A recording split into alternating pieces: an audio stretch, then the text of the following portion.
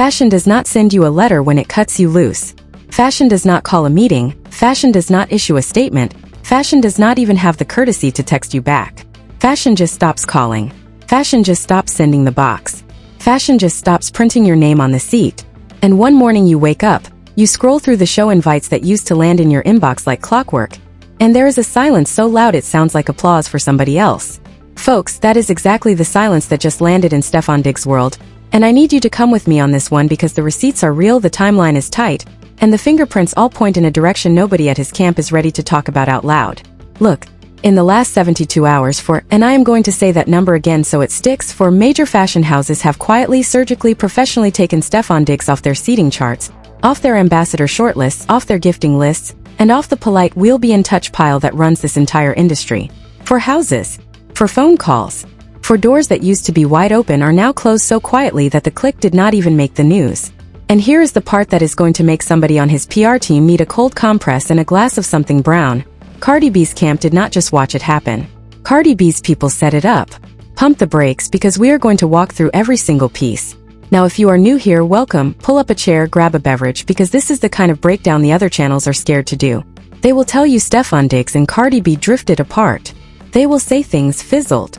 They will use the safest, blandest, most legally bulletproof verbs in the English language because they do not want the lawyer letter in the morning. I do not write for the lawyer letter. I write for the people who actually want to understand how careers get unbuilt at this altitude, and I am telling you right now what just happened to Stefon Diggs is not a breakup. What just happened to him is an industry extraction, and I am going to show you the surgical marks one at a time. Let us walk through this the way a buyer walks through a private showroom, piece by piece, tag by tag. And because the lawyers are real and the velocity in this game is very specific, I am going to refer to these brands as house number 1, house number 2, house number 3, and house number 4. But by the time we are done, the people who live inside this world will know exactly which 4 doors I am pointing at, because there are not that many rooms at this altitude, and when 4 of them lock in the same week, the building shakes. House number 1 is one of those old European names, the kind of brand that does not chase a trend because it births the trend in a room nobody outside the family is allowed inside. House number 1 had been doing what insiders call a quiet courtship with him for the better part of the spring. Not a deal. Not even close to a deal. A conversation. A series of dinners. A few, let us see what feels right emails between his agent and their menswear director. And in this business, a conversation like that is more valuable than half the deals on paper, because a conversation like that signals to every other house on the calendar that you are the next anointed thing. That conversation, according to 2 separate sources I trust enough to put a Sunday on, got tabled 3 weeks ago. Tabled. In this world, tabled does not mean paused. Tabled means we have moved on, but we are too polished to say it to your face. The shortlist he was sitting on is now circulating with a different athlete on it. Different sport, different city, different partner. Stay with me because that swap is not random and I am going to come back to why. House number 2 is one of those American downtown labels that built its entire identity on celebrity placement. The kind of brand whose front row is functionally a casting board for who matters this season, and who is about to be quietly demoted to the second row. House number 2 had Stefon Diggs penciled in for a September show. Penciled in. Verbally confirmed. A handshake in a hallway after a presentation in March. The kind of confirmation that, in any normal year, hardens into a printed seat assignment with his name on the back of it in a font you cannot read in low light. That seat got reassigned 2 weeks ago. And do you want to know who it got reassigned to?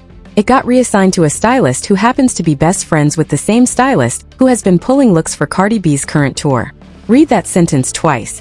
The chair he was sitting on got handed to a person whose entire career is downstream of the same room that dresses Cardi B for the biggest run of her career. That is not a coincidence. That is a transmission. That is somebody sending a message in seating chart language. I know what some of you are typing in the comments already. You are typing, but that could be a coincidence. Fashion seats get reassigned all the time. And you are right, sometimes they do. But fashion seats do not get reassigned in the same calendar week as the other 3 houses I am about to describe. Coincidence has a shape. Coordination has a different shape. And what I am about to show you is the shape of coordination. Ride with me. Quick pause before we get to house number 3 because I want to drop a piece of context that I think is going to matter. The people running these houses are not villains in the cartoon sense. The people running these houses are operators. Operators do not hold grudges. Operators do not have opinions. Operators look at a quarterly calendar, look at a list of names and ask one question. Which name puts the most eyes on the brand for the next 90 days? That is the only question. There is no morality in the question. There is no friendship in the question. There is only the answer. And for the last 6 months the answer used to include Stefon Diggs. For the next 6 months the answer does not. The math changed. The math always changes. The only people surprised when the math changes are the people who thought the math was about them. And I want to say one more thing here because I know somebody is going to push back. Somebody is going to say, you are giving Cardi B too much power.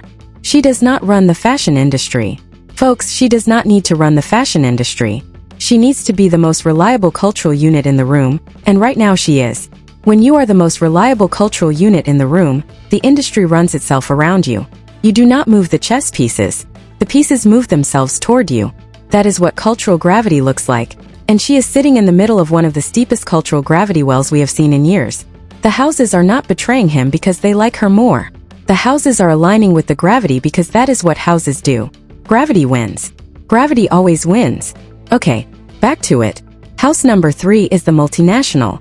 The kind of corporate luxury parent that owns 6 brands you have heard of and probably 4 you have not. The kind of group whose front row at any given event is functionally a who is who of pop culture power, finance power, and inherited family power all stitched together in one tent. House number 3 had Stefon Diggs flagged as a possible attendee for a marquee event later this season. Possible attendee in their internal language means we are leaning yes, we want him there, the optics are good. That possible attendee got softened to, we will keep you posted. We will keep you posted got softened to, we have a full list. We have a full list got softened to a non-response. And a non-response from a multinational fashion group is the loudest no in the building. Because they do not even invest the energy to formally decline you. They just let the silence do the work. The kicker? The same parent company is currently in late-stage talks for a major campaign with Cardi B late-stage. Not exploratory. Late-stage. Which means somebody inside that company looked at the calendar, looked at the front row chart, looked at the campaign deck and made a decision about whose name stays and whose name goes. And the name that went was his. Now look. I want to pause for a second because I can already feel some of you slipping into denial mode.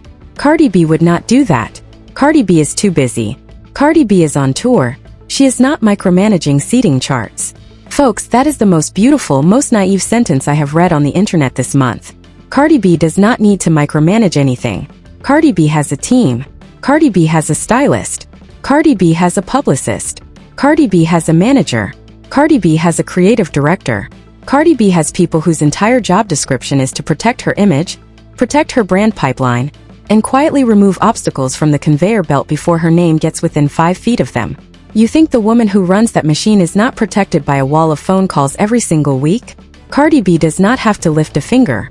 Cardi B's people have been lifting fingers for her for the last decade, and lifting fingers is exactly what they have been doing in the last 72 hours. Wake up. Okay, back to the houses. We are halfway through, and the 4th one is the one that hurts. Stay with me. House number 4 is the one I have been dreading to talk about because house number 4 is the brand he has been wearing in his own posts for 2 solid years. House number 4 is the suit he showed up to the Super Bowl in. House number 4 is the brand whose logo has been functioning as his visual identity to the point where you cannot picture him in your head without picturing him in a piece from this house. House number 4, according to 2 different people inside that gifting suite, has quietly instructed their team to take him off the seasonal mailing list. Not a public statement, not a press release, not a dramatic unfollow on Instagram, just a clipboard with his name on it, and a line drawn through that name in soft pencil. They are not pulling him publicly because they are too smart to pull him publicly. They are simply going to let the photographs stop happening.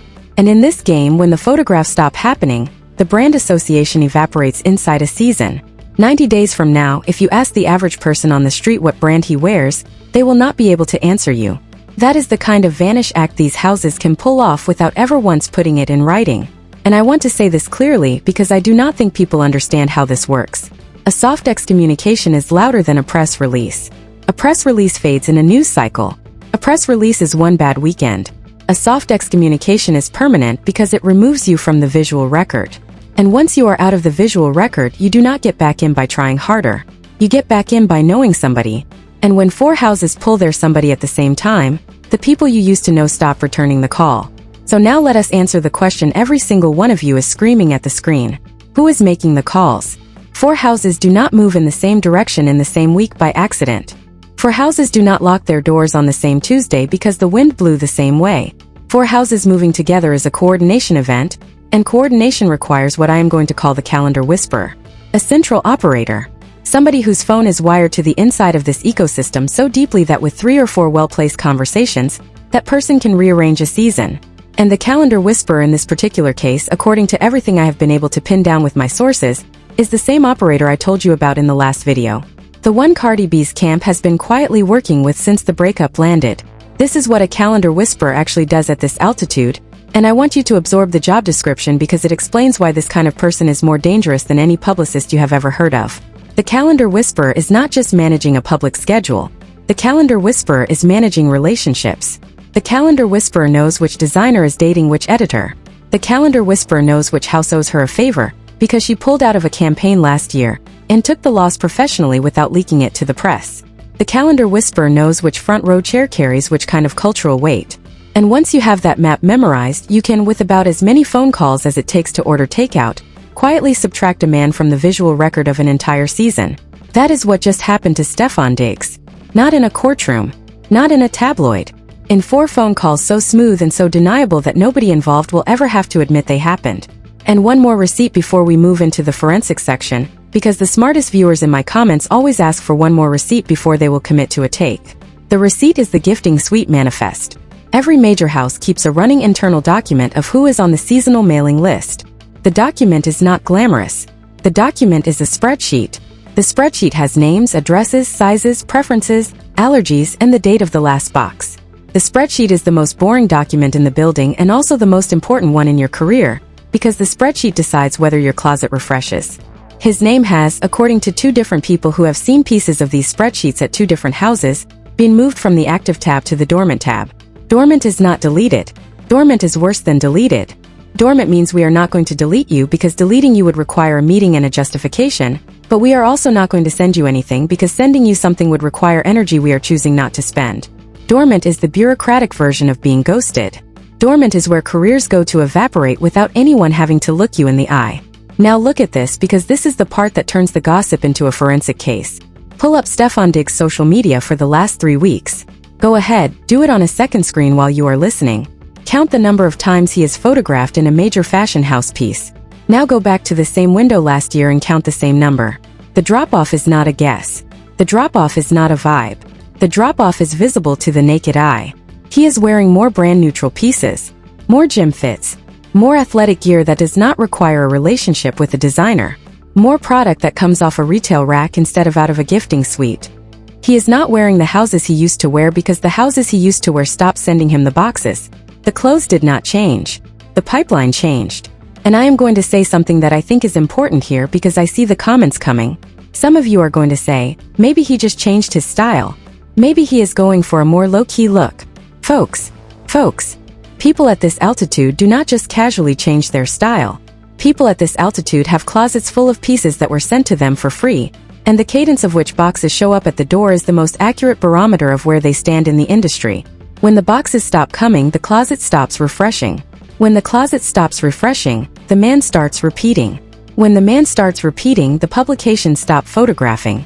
When the publications stop photographing, the brand erosion is already 3 layers deep before anybody at his camp even knows there is a fire. His closet has been telling on him for the last 21 days. We are just finally paying attention. But that is not even the part that hurts the most. I told you the 4th house is the one that hurts, and there is a reason it hurts, and the reason is going to make some of you genuinely uncomfortable, so brace yourself. The lead designer at house number 4. Not a representative, not a sales associate, not a buyer, but the actual creative director whose name is on the label, was spotted at her tour rehearsal last week. Personally. Not at the show. At the rehearsal. The closed-door rehearsal. The one you do not get into unless somebody on the inside personally walked you through the door. The designer who built Stefon Diggs' visual identity for 2 straight years was sitting in a folding chair in her rehearsal room, taking notes on her wardrobe, smiling at her dancers, exchanging numbers with her stylist. That is not a coincidence. That is a transfer of patronage. That is the kind of room appearance that, in this industry, functions exactly like a press release without anyone having to print one. I want you to sit with that for a second. The designer who functionally built his brand image is now sitting in her rehearsal room, watching her tour, studying her looks, probably already sketching pieces for her next era. The same hands that dressed him for the biggest moments of his career are now measuring her for her next ones. That is the most expensive single sentence in this entire breakdown, and I am going to say it one more time because I need it to land. The hands that built Stefon Diggs' visual identity are now building Cardi B's next one. Now let us talk about the cadence of how this gets executed, because there is a rhythm to industry extractions and I want you to recognize it the next time you watch one happen to somebody else. The first move is always the courtship pause. Brand conversations that were warming up suddenly cool off without explanation. Calls stop getting returned at the speed they used to get returned. That happened to him about a month ago. The second move is the seat reassignment. Confirmed front row spots get quietly given to other people, usually with a non-explanation like, "We had to rebalance the room." That happened 2 weeks ago. The third move is the soft event downgrade. "You are confirmed" becomes "you are tentative," tentative becomes "we will see," and "we will see" becomes a non-response. That happened last week. And the fourth move, the final move, the move that locks the casket, is the gifting suite removal. Once the gifting suite stops sending you product, your brand association is on a 90-day clock. That happened the week before this video. For moves, for weeks, for houses, one calendar whisperer, and one wide receiver who is about to learn that the gym is not the only place in his life that just got quieter. Because here is what nobody on his side is telling him out loud. The houses that close on you at the front of a quarter do not reopen at the back of it. The houses that close on you in the same week as a public breakup do not reopen until the breakup has been forgotten. And in this culture, breakups do not get forgotten anymore. They get archived. They get clipped. They get turned into TikToks that loop in the background of somebody's algorithm for the next 3 years. I want to take a moment now to talk to the Stefon Diggs defenders in the comments before you start typing, because I see you coming and I want to address you with respect. You are going to say, "He is a professional athlete. He does not need fashion. His career is on the field." You are correct, but you are also missing the point. Professional athletes at his level do not just earn from the field. They earn from the off-field portfolio. The off-field portfolio is built on brand relationships. The brand relationships are built on visibility. The visibility is built on the very front rows and gifting suites that just shut him out. So when he loses these 4 houses, he is not losing fashion. He is losing the leverage that lets him negotiate his next ambassador contract. He is losing the cultural cachet that lets him cross over into the non-sports brand world. He is losing the platform that lets him stay relevant in the off-season, when the games are not happening and the only thing keeping his face on a screen is the photograph from the show he attended last night. And now zoom out, because the zoom out is where this gets even more painful. Cardi B has not lost a step. She is in fact picking up speed. Her tour is booking out. Her campaign pipeline is filling up. Her stylist is getting more pulls than she has had in her career. Her team is being courted by the same houses that just closed their doors on him. The asymmetry is so steep it should make somebody on his side dizzy. The man who, 6 months ago, was walking the kind of red carpets that lead to a luxury ambassadorship is now watching his ex-partner take the very ambassadorship he was being prepared for. That is the cruelest sentence in this story, and it is the truest one. So when somebody in your timeline asks, "Can Stefon Diggs survive this?" the honest answer is, survive what exactly? Survive the breakup? Of course. Breakups end. People recover. People date again. People show up at brunch with somebody new and the internet moves on. But surviving an industry extraction is a different conversation entirely.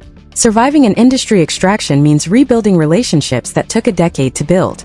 It means walking back into rooms where you are now associated with the wrong half of a public story. It means convincing buyers, designers, editors, and gifting directors that the person they just decided to subtract from the visual record is worth re-adding. And the rebuild is not a season. The rebuild is years. Now I want to be fair, because being fair is part of what makes the analysis worth listening to. Could Stefon Diggs come back from this? Sure. People come back from worse. There is always the option of betting on a single relationship, finding one designer who will champion him publicly, and using that one designer as a wedge to pry the door of the rest of the industry back open. Athletes have done it before. The route exists. But the route is narrow, the route is slow, and the route requires somebody at the top of the industry to be willing to bet against the calendar whisperer in public. And let me tell you something the polite gossip channels will not tell you. Nobody bets against the calendar whisperer in public. Because the calendar whisperer has the kind of map that turns one public bet into 10 quiet retaliations across the calendar. People who run brands like to keep their seats open and their phones ringing. People who run brands do not risk a season to win a news cycle for somebody else's ex-boyfriend. So what we are watching in real time is the slow professional translation of a private breakup into a public industry repositioning. And the wildest part, the part that is going to keep me up tonight, is that none of this is technically retaliation. Cardi B's team is not technically doing anything to him. Her team is simply moving her forward. The houses are not technically blacklisting him. The houses are simply optimizing their calendar around the talent whose momentum is climbing. The designer is not technically defecting. The designer is simply showing up where the future is being built. And yet, when you stack all of those technically not moves on top of each other, you end up with a man whose phone is not ringing the way it used to ring. That is the elegance of how this industry punishes you. Nobody pulls a trigger. The trigger pulls itself because the room agrees without anyone saying it out loud that you are no longer the play. I want to drop a forensic detail here, because the forensic details are what separate a real breakdown from a recycled one. Look at the comments on Stefon Diggs' last 3 posts. Compare them to the comments on his posts from January. The bot energy is different. The fan engagement is different.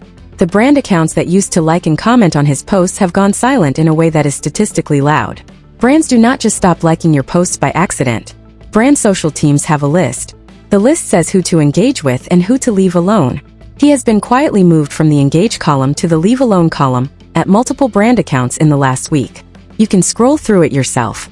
The data is sitting there in the open. Nobody is hiding it because they do not have to hide it. They just have to stop pressing the button. I want to drop one more layer of receipts because I keep getting comments asking for sourcing, and I respect that. The publicist who used to handle his fashion side bookings, not his sports publicist, his fashion publicist, those are 2 different jobs at this altitude, has, in the last 2 weeks, stopped pitching him to the magazine she used to pitch him to. I know this because the magazines confirmed it. Not on the record. Of course not on the record. But on background, 3 different fashion desk editors at 3 different publications confirmed that the pitches that used to land in their inboxes weekly have evaporated. When a fashion publicist stops pitching her own client to her own contacts, something has shifted at the contract level. Either the client has been quietly dropped, or the client has been quietly told to stand down for a season. Either explanation is bad. Neither explanation is something his camp is going to confirm out loud, because confirming either explanation accelerates the very erosion they are trying to slow down. And the cherry on top of this whole architecture is the timing of the next move. Because the next move, according to what I am hearing, is the official campaign drop with House No. 3's parent company. Yes, with Cardi B as the face. The drop is set for the next 30 to 45 days. And when that campaign drops, the optics will be undeniable. The same group that quietly took him off their possible attendee list will publicly launch her as the face of one of their tentpole brands for the season. There will be a billboard. There will be a magazine cover. There will be a social rollout that the algorithm will pump into every feed in the country. And the people watching at home, the regular people who do not live inside the fashion calendar, will see her everywhere and not see him anywhere. And they will not know that the absence is not random. The absence is engineered. The absence is the campaign. The campaign is the answer to the breakup. And the answer to the breakup got drafted in a room he was never invited into. Now look, I am going to be honest with you the way I always am. I do not love this. I do not love watching anybody get professionally erased, even when the public story makes them look bad. Because the public story is never the whole story, and the people who get erased always have a side that nobody is going to hear once the houses lock the doors. But I am not in the business of pretending the calendar is fair. The calendar is not fair. The calendar has never been fair. The calendar is a closed room of about 200 people who decide who matters this season and who does not, and right now those 200 people have decided that Stefon Diggs does not. He may earn his way back. He may not. But the runway he had 2 months ago is gone, and gone in this industry does not mean paused. Gone means we have moved on.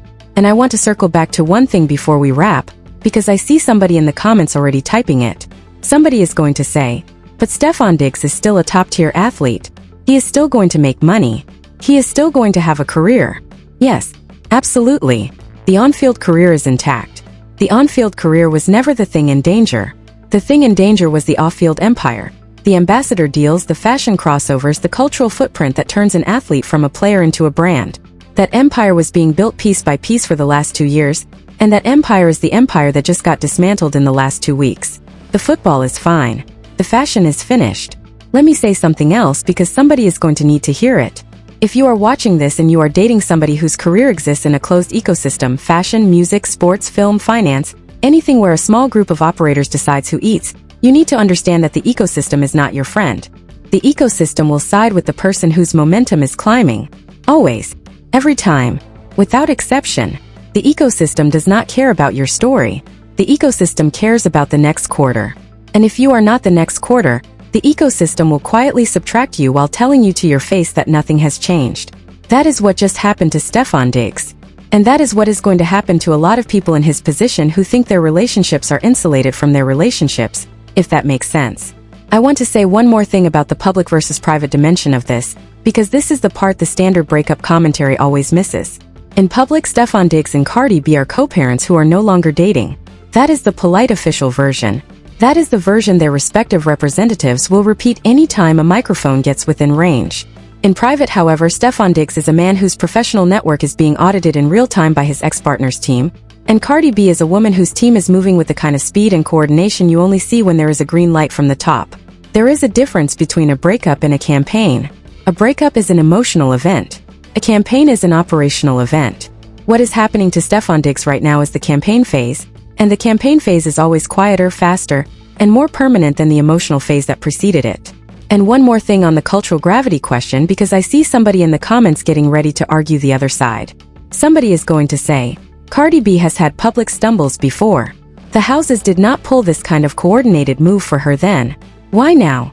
The answer is simple, and the answer is also a little brutal. Cardi B is no longer just an artist. Cardi B is now a portfolio. The portfolio includes touring revenue, streaming revenue, social media reach, brand alignments, a beauty line, a fragrance line, and the kind of crossover cultural footprint that even some legacy artists never built. The portfolio has matured to the point where the houses are not betting on a song. The houses are betting on a multi-year revenue stream. And once you are a multi-year revenue stream, the houses do not just want you in the front row. The houses want everybody else who might compete with your image to be quietly moved out of the way. That is not personal. That is portfolio protection. And portfolio protection is, frankly, what just got executed on Stefon Diggs in the last 2 weeks. Now I want to leave you with the question I cannot stop turning over because I want your answer in the comments. Was this earned? Did he do something that justified this kind of professional removal? Or did her team use the public breakup as cover to execute a move they had been planning anyway? Because both versions are possible. Version 1 is karmic. He played her, the industry noticed, and the industry chose the side it always chooses. Version 2 is strategic. Cardi B's team saw an opening, identified the relationships they could pull from his side of the calendar, and pulled them, using the public sympathy as air cover. Tell me in the comments which version you believe. I have a theory, and I will tell you what it is in the next video, but I want to hear yours first. And before you close the tab, I want to flag something that is going to matter in the next 48 hours. There is a magazine cover dropping this week that, according to what I am hearing, was originally pitched with him as one of the subjects. The cover got reshuffled, the subjects got swapped, and the person who took the slot is somebody whose career is currently in close orbit with her team. When that cover drops, I want you to come back to this video and remember what I just told you, because the cover drop is going to be the public confirmation of every private call I just walked you through. You are going to see the cover. You are going to see the face. You are going to see the absence. And the absence is going to tell you everything. So this is where we land. For houses. For phone calls. One calendar whisperer. One designer in a folding chair where he should not have been. One closet that is no longer being restocked. One social feed that is statistically going silent. And one wide receiver who is about to discover that being good at football does not protect you from being bad at the calendar. Stefon Diggs is going to be okay. Stefon Diggs is going to play. Stefon Diggs is going to earn. Stefon Diggs is going to keep the basic shape of a successful life. But the version of Stefon Diggs that was being prepared for a global ambassadorship, a magazine cover series, a luxury crossover, that version is not coming back. That version got walked out of the building, and the building locked the door behind it. The next video is the one I have been dreading and the one you have been begging for. The next video is about the group chat. The group chat that connects Cardi B's stylist, Cardi B's publicist, and 2 people inside the houses I just described. The group chat that, according to a single screenshot that has been circulating in very tight circles, has a thread title that I am not going to read out loud yet because I want to verify it 3 more ways before I put it on this channel. But I have seen the thread title. I have seen the timestamps. And once I am done verifying, that video is going to be the loudest one this channel has ever posted. Subscribe so it lands in your feed the second it drops. Drop a comment with one word, fashion, football, or both so I know which angle you want me to lead with. And go back and watch the last 2 videos in this series if you missed them, because the picture only locks if you have the whole sequence. Stay tuned, stay paying attention, and remember the rule of this whole industry. The biggest moves are the ones nobody announces. The biggest careers are the ones nobody saves. And the biggest punishments are the ones that arrive in silence. Stay sharp out there. Trust nothing that arrives in silence, and trust everything that disappears in silence. Catch you in the next one.